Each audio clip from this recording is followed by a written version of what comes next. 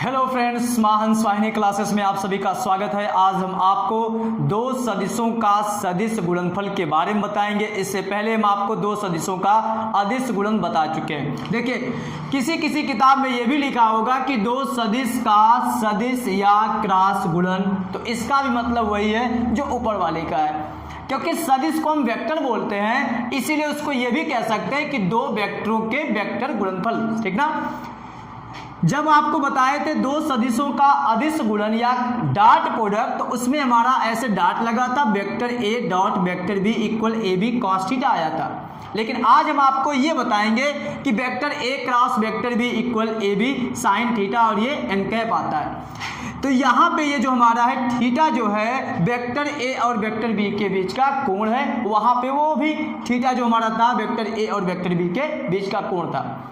दो सदिशों का जब सदिश गुणन करते हैं तो इससे जो हमें राशि मिलती है वो सदिश राशि मिलती है, तो इसका मतलब ये जो हमको मिलेगा सदिश राशि मिलेगा।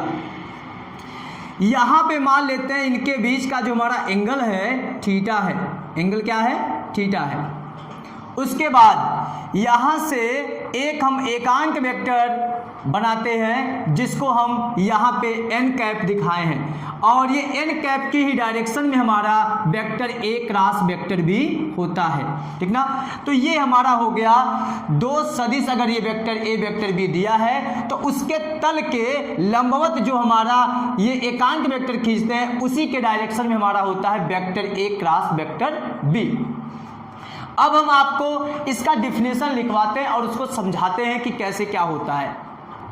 ये दो सदिशों का सदिश या क्रॉस गुणन की परिभाषा है। अब आपको लग रहा होगा कि सर इतना बड़ा डिफिनेशन ये कैसे याद होगा, तो इस डिफिनेशन को याद नहीं करना है, डिफिनेशन को सिर्फ समझना है। अगर आप समझ लेंगे जिंदगी भर याद रहेगा। ठीक ना। देखिए, अब दो सदिशों का सदिश गुणनफल एक सदिश राशि है, तो ये आपको पता ही है कि अगर हम दो सदिश का सदिश गुणन करते हैं तो जो राशि मिलती है सदिश राशि मिलती है। फिर उसके बाद जिसका परिमाण का मतलब जो वैल्यू होगा, उन दोनों सदिशों के परिमाणों तथा उनके बीच, देखिए उन दोनों सदिशों के परिमाण, जैसे वेक्टर ए था वेक्टर बी था, वेक्टर ए के परिमाण को वहां पे भी ए माना गया था, चलिए यहां पर भी मान लेते हैं ए। फिर उसके बाद वेक्टर बी का जो परिमाण था यहां पे मान लेते हैं बी। देखिए, दो सदिशों का सदिश प्रोडक्ट जो होता है उन दोनों सदिशों के परिमाणों तथा उनके बीच के कोण की ज्या का मतलब क्या होता है? साइन। वहां पे भी बताए थे के गुणनफल के बराबर होता है तथा इसकी दिशा जो होती है दोनों सदिशों के तल के लंबवत होता है। देखिए, ये मान लीजिए दो वेक्टर हैं, एक मान लीजिए वेक्टर ए है, एक वेक्टर बी है, इनके बीच का कुछ ना कुछ कोण बन रहा है। ठीक है। अब इससे लंबवत जो हमारा होगा एकांक वेक्टर होगा। अब देखिए डिफिनेशन यहाँ से बना रहे हैं, दो सदिशों का ये हमारा सदिश है। ठीक ना। वेक्टर ए वेक्टर बी, दो सदिशों का क्या करना है? Cross product. तो दो सदिशों का क्रॉस प्रोडक्ट या सदिश गुणन उन दोनों सदिशों के परिमाणों के गुणनफल तथा उनके बीच का जो कोण होता है, उसके बीच का जो कोण होता है उसकी ज्या के गुणनफल के बराबर, और जिसकी दिशा जो होती है इसके तल के लंबवत होता है। और एक बात और, दोनों के गुणनफल से जो हमको राशि मिलती है सदिश राशि मिलती है। अब आपको समझ में आ गया होगा कि अगर दो सदिश है, मान लीजिए vector A cross vector B है, तो उसका अगर हम क्रॉस प्रोडक्ट करते हैं जिसे हम सदिश गुणन बोलते हैं, तो दोनों का परिमाण लिख लेते हैं। वेक्टर ए का परिमाण ए, वेक्टर बी का परिमाण बी, और उसके बाद साइन, उसका ज्या हो गया साइन थीटा, और उसके बाद यहाँ पे एकांक वेक्टर। तो ये हो गया इसका डिफिनेशन। अब हम आपको यहाँ से हम ये बताते हैं कि अगर हमारे दोनों सदिश परस्पर समांतर हों तब क्या होगा, या दोनों सदिशों के बीच का कोण 90 हो तब क्या होगा। ठीक ना। देखिए, अगर ये दोनों सदिश हमारे समांतर होंगे तब थीटा का मान क्या होगा? थीटा का मान हो जाएगा 0। तो लिखेंगे कंडीशन फर्स्ट जो हमारी है, यदि दोनों सदिश समांतर हों, दोनों सदिश समांतर हों, तब थीटा बराबर क्या हो जाएगा, थीटा बराबर हो जाएगा 0 डिग्री।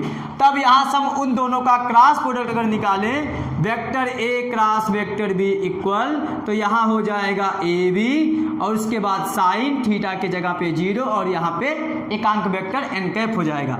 और साइन 0 का मान 0 होता है, पूरा सिस्टम ही 0 हो गया। इसका मतलब है कि दो सदिशों का क्रॉस प्रोडक्ट से जो हमको वैल्यू मिलता है वो 0 मिलता है। अब उसके बाद अगर ये दोनों सदिश हमारे लंबवत हों तब क्या मिलेगा, बताइए। अगर दोनों सदिश परस्पर क्या हो, लंबवत हों। अब देखिए दूसरा कंडीशन, ये हम दूसरा कंडीशन बना रहे हैं। यदि दोनों सदिश परस्पर लंबवत हों, ये जो बताए थे ये समांतर का था, अब लंबवत का, लंबवत हों, तब बताइए थीटा का वैल्यू क्या होगा, थीटा का वैल्यू हो जाएगा 90 डिग्री। तब vector A cross vector B equal, vector A का परिमाण ए ही रहेगा, बी का परिमाण बी ही रहेगा, केवल थीटा का मान चेंज हो जाएगा, थीटा के जगह पे क्या हो गया 90 डिग्री।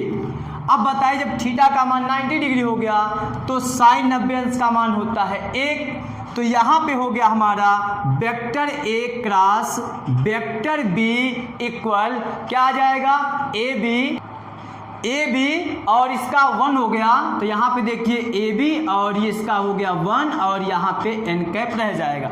तो vector A cross vector B equal हो जाएगा, क्या हो जाएगा यहाँ पे ए बी और एन कैप, ठीक ना, क्योंकि यहाँ पे एकांक वेक्टर रह जाएगा, क्योंकि हमको परिमाण और एकांक वेक्टर का गुणनफल ही तो हमारा सदिश राशि कहलाती है। जहाँ परिमाण हो और एकांक सदिश हो उसका गुणनफल हमारा सदिश कहलाता है।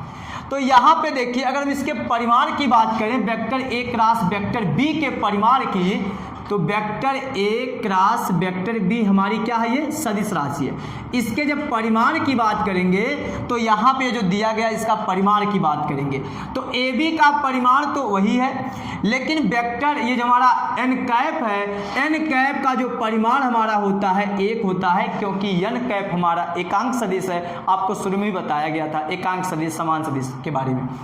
तो इसका वैल्यू 1 हो जाएगा, तो अगर यहाँ पे 1 से मल्टीप्लाई करेंगे तब भी हमारा vector A cross vector B का वैल्यू क्या आ जाएगा, ए बी आएगा। तो ये आपको ध्यान देना है। इससे पहले हम जब डॉट प्रोडक्ट बताए थे तो उसमें हम बताए जब दोनों समांतर हों तो क्या होगा और जब दोनों लंबवत हों तब क्या होगा, ठीक है। अब इसके बाद अगर हम vector A cross vector B और vector B cross vector A का जिक्र करें कि ये दोनों क्या हो सकते, क्या दोनों का मल्टीप्लाई एक ही होगा या दोनों का मल्टीप्लाई अलग होगा। देखिए सदिशों में 2 प्रकार का गुणा होता है, शुरू में ही बता दिया गया, क्रॉस प्रोडक्ट डॉट प्रोडक्ट। जबकि हम डॉट प्रोडक्ट को पढ़ चुके हैं और दोनों का डॉट प्रोडक्ट में क्या होता है, vector A dot vector B बोलिए चाहे vector B dot vector A बोलिए, ये दोनों वहाँ पे सेम था और उसको प्रूव भी किया गया था। लेकिन यहाँ पे चेक करते हैं कि ये भी क्या इसके इक्वल होगा या नहीं होगा। अगर इक्वल हो जाएगा तो ये सदिश जो हमारा है गुणनफल का क्रमनिर्णय नियम पालन करेगा। बताइए इससे जो हमें राशि मिलेगी, मिलेगा A B sine theta n cap. अब थोड़ा इसको समझिए फिगर के साथ। ये हमारा हो गया वेक्टर ए, ये हो गया वेक्टर बी, वेक्टर ए ये मान लीजिए वेक्टर बी और इनके बीच का कोण हमारा हो गया थीटा और ये मान लीजिए आपका हो गया एन कैप। जब आप vector A cross vector B लिखेंगे ना तो आपको यहाँ से चलना होगा ए से बी। हम वहाँ बताए थे एंटी क्लॉकवाइज एंगल लेते हैं, इसलिए आपको हमेशा ऐसे चलना है, एंगल हम ऐसे ही लेते हैं। ए और बी, ए क्रॉस बी बोले इसलिए एंगल आपको ये रखना है। लेकिन अगर आप यहाँ पे बी क्रॉस ए बोल रहे हैं तो थोड़ा सोचिए आप कुछ पल के लिए कि ये हमारा वेक्टर बी ऐसे है, फिर उसके बाद आपको कौन सा खींचना है, वेक्टर ए खींचना है।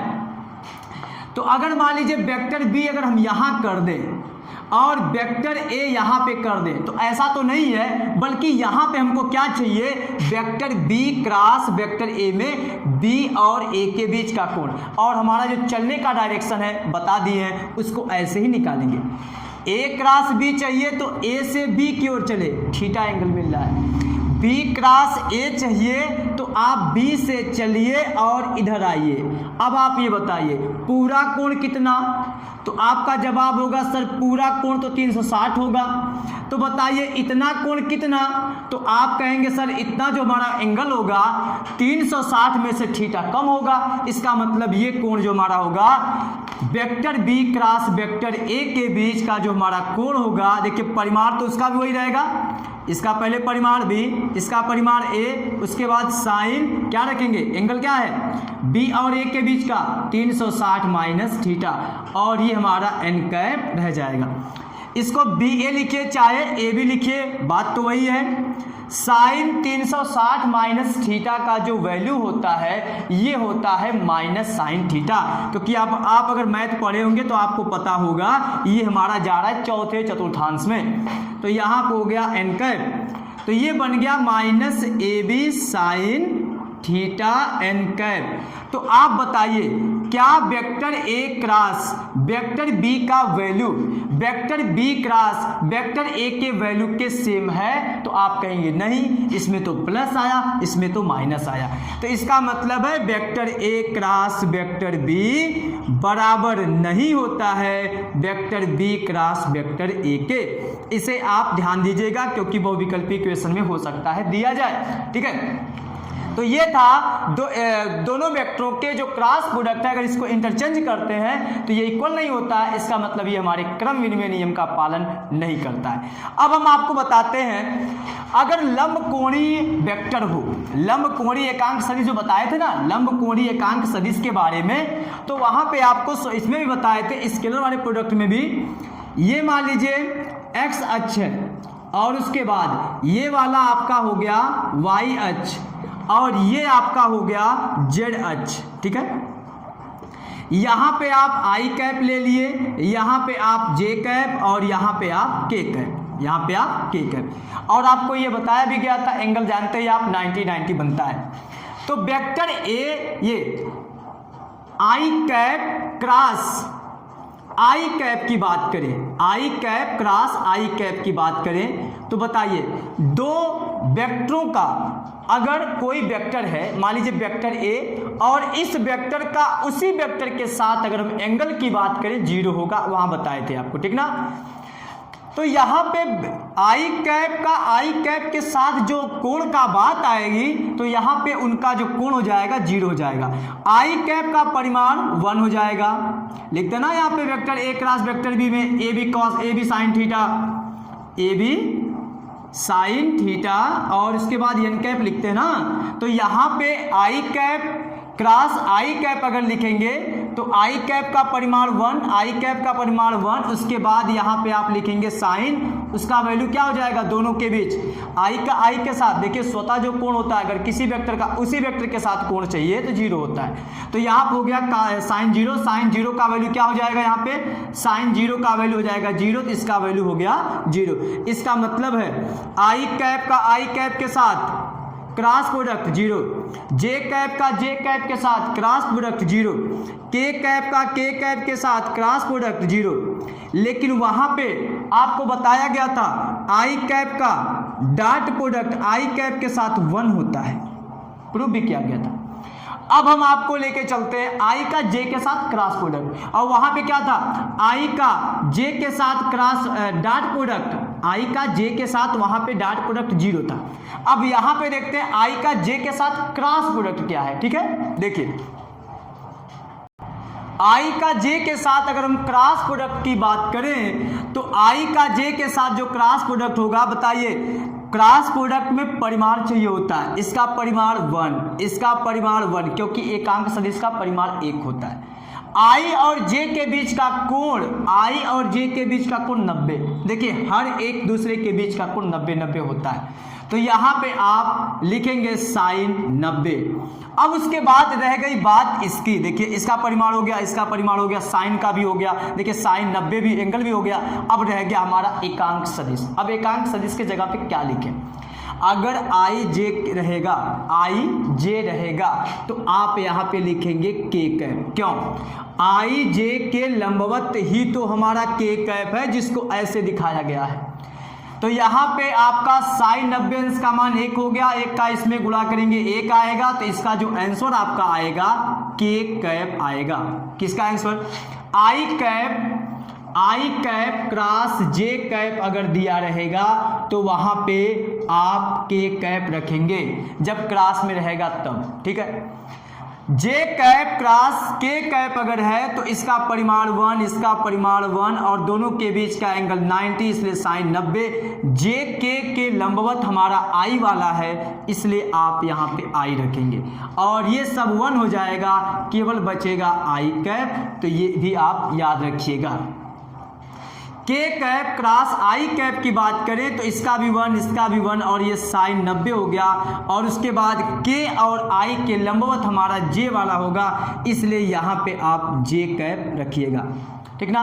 तो आई कैप क्रॉस जे कैप का के कैप, जे कैप क्रॉस के कैप का आई कैप, ऐसे के कैप क्रॉस आई कैप का जे कैप। लेकिन जब हम डॉट प्रोडक्ट में बताए थे आपको, डॉट प्रोडक्ट में आई कैप डॉट अगर जे कैप था तो इसका वैल्यू आ गया था 0, ठीक ना। अब आप केवल 2 पॉइंट और याद रखिएगा, क्योंकि सवाल लगवाते समय आपको ये बहुत ही जरूर आवश्यकता पड़ेगी। किस चीज की? देखिए, vector A dot vector B, अगर 2 वेक्टर हैं, वेक्टर ए और वेक्टर बी, दोनों का डॉट प्रोडक्ट अगर 0 दे दिया है, दोनों का डॉट प्रोडक्ट 0 है, तो समझ जाइएगा कि वो दोनों वेक्टर परस्पर लंबवत हैं। अब इसका हम उल्टा कहते हैं, अगर 2 वेक्टर परस्पर लंबवत हैं तो समझ जाइएगा कि उसका डॉट प्रोडक्ट 0 होगा। फिर उसके बाद दूसरी बात, 2 वेक्टर अगर हैं, वेक्टर ए और वेक्टर बी, अगर उसका क्रॉस प्रोडक्ट 0 हो गया तो समझ जाइएगा आप कि वो दोनों वेक्टर परस्पर समांतर हैं। कब? अगर दोनों वेक्टर परस्पर समांतर होंगे तो समझ जाइएगा उसका क्रॉस प्रोडक्ट 0 होगा। अगर दोनों वेक्टर परस्पर लंबवत होंगे तो उसका डॉट प्रोडक्ट 0 होगा। ये सवाल लगवाते समय बहुत ही जरूरी पड़ेगा आपको, ठीक ना। देखिए, आपके सामने इस टाइप का क्वेश्चन दिया जाएगा और पूछा जाएगा कि बताइए उन दोनों वेक्टरों का डॉट प्रोडक्ट क्या होगा, या तो उन दोनों वेक्टरों का क्रॉस प्रोडक्ट पूछा जाएगा। देखिए, जो वेक्टर ए हम यहाँ पे माने हैं, ए एक्स आई कैप, ए वाई जे कैप, ए जेड के कैप, जो एक्स अक्ष के अनुदिश है होता है वहाँ पे हमारा आई कैप, और ये वाई का जे कैप होता है, जेड के अनुदिश के कैप होता है। अगर उसमें मैग्नीट्यूड से गुणा कर दिए, आई जैसे यहाँ पे आप कुछ वैल्यू और समझ लीजिए, जैसे मान लीजिए यहाँ पे 3 हो सकता है, 5 हो सकता है, 8 हो सकता है, ये आई कैप जे कैप, ये मान लीजिए 0 भी हो सकता है, 0 के कैप। तो अगर ये नहीं दिखेगा तो आप समझ जाइएगा कि वहाँ पे वो 0 के कैप रहा होगा, ठीक है। जिसमें अगर तीनों नहीं रहेंगे, जो नहीं रहेगा समझ जाइएगा कि उसमें 0 से गुणा हुआ होगा, ठीक है। तो ये हमारा वैल्यू कुछ इस तरीके से आपको मिलेगा, जिसको हम ए एक्स आई कैप, ए वाई जे कैप, ए जेड के कैप, और बी वाले को देखिए बी के फॉर्म में माने बी एक्स आई कैप, बी वाई जे कैप प्लस बी जेड के कैप माने हैं। यहाँ पे जहाँ पे सब आपको दिख रहा है ए एक्स ए वाई ए जेड ऐसे करके, ये सब इन सब के जगह पे नंबर रहेगा। अब अगर इन दोनों वेक्टरों का डॉट प्रोडक्ट करना हो, कौन सा डॉट प्रोडक्ट, या आप कह लीजिए स्केलर गुणन या तो अदिश गुणन, तो जब डॉट प्रोडक्ट की बात करें तो वेक्टर ए के जगह पे जो है देखिए वो रख दिए, डॉट प्रोडक्ट था इसलिए डॉट लगा दिए, वेक्टर बी का जो वैल्यू था वो रख लिए, ठीक। अब मैथ के अनुसार इसका प्रोडक्ट आप तीनों में करने जाएंगे, लेकिन आपको तीनों में नहीं करना है। वजह क्या है? वेक्टर आई का अगर मान लीजिए आई कैप का आई कैप के साथ गुणा जब करते थे, आई कैप का आई कैप के साथ कौन सा गुणा? डॉट वाला। तो आई कैप डॉट आई कैप ये होता है 1। इसका मतलब इसका इसके साथ गुणा करेंगे तो कुछ आएगा, क्योंकि इसका तो 1 आ जाएगा, और ये ए एक्स bx हो जाएगा और इसका इसमें गुणा 1 हो गया। लेकिन जब इसका गुणा इसमें करेंगे ना तो आई कैप का डॉट प्रोडक्ट जे कैप के साथ जब किए थे 0 हो गया था, इसीलिए हम इनका और किसी के साथ नहीं गुणा करेंगे क्योंकि सबका गुणा करने पर 0 हो जाएगा। तो इसीलिए आप यहाँ पे ये याद रखिएगा कि आई का आई के साथ गुणा करेंगे, किसमें, डॉट प्रोडक्ट में, जे का जे के साथ करेंगे, के का के के साथ। देखिए अब यहाँ पे लिखेंगे ए वाई बी वाई। अब आप सोच रहे होंगे सर फिर ये जे क्यों नहीं लिख रहे हैं, क्योंकि जे का वैल्यू 1 हो जाएगा, जे का जे के साथ 1 हो जाएगा, आई का आई के साथ 1 हो जाएगा। फिर उसके बाद इसका जब इसके साथ करेंगे तो ए जेड बी जेड और ये के कैप का के कैप के साथ जब गुणा करेंगे 1 हो जाएगा। बाकी किसी के साथ करते हैं 0 हो जाता, इसलिए बाकी सबके साथ नहीं दिखाया गया, ठीक ना। तो ये आपका मिल जाएगा दोनों वेक्टरों का डॉट प्रोडक्ट। अब इन्हीं दोनों वेक्टरों को लेकर हम आपके सामने क्रॉस प्रोडक्ट को पेश करते हैं। देखिए जब इन दोनों वेक्टरों का वेक्टर ए और वेक्टर बी का क्रॉस प्रोडक्ट पूछा जाएगा, मतलब सदिश गुणन अगर पूछा जाएगा या वेक्टर गुणन पूछा जाएगा तो आप ऐसे लिखेंगे vector A cross vector B. और उसके बाद आपको यहाँ पे जरूर लिखना है I cap J cap K cap, ये सबके लिए रहेगा। कब, जब भी क्रॉस प्रोडक्ट पूछेगा आई cap J cap K cap लिखना है। अगर यहाँ पे वेक्टर ए है तो वेक्टर ए का जो गुणांक है आई कैप वाले का गुणांक, आई कैप वाले का गुणांक क्या है, ए एक्स, तो उसको आई कैप के नीचे पहले रखिएगा क्योंकि ये पहले ना, इसलिए ए एक्स। जे कैप का जो गुणांक है उसको चूंकि यहाँ पे पहले आई ए वाला हो गया ना, इसलिए ए वाले को पहले लिखेंगे सबके गुणांकों को। जे का गुणांक ए वाई, के वाले का ए जेड। अब आपको वेक्टर बी का आई कैप का गुणांक, जे कैप का गुणांक, के कैप का गुणांक नीचे लिखना। उसके बाद अगर ये पहले रहता, ये बाद में रहता ना, तो इसको पहले लिखते। यहाँ हो गया बी एक्स बी वाई और बी जेड, ये हो गया फार्मूले का काम करेगा ये, और इससे पहले जो डॉट प्रोडक्ट बताए थे वो भी आपका फार्मूले का काम करेगा। तो ये थी आज की हमारी लास्ट टॉपिक। अगर आपको वीडियो अच्छा लगा हो तो प्लीज़ चैनल को सब्सक्राइब कीजिएगा और ज़्यादा से ज़्यादा शेयर कीजिएगा। Thanks you.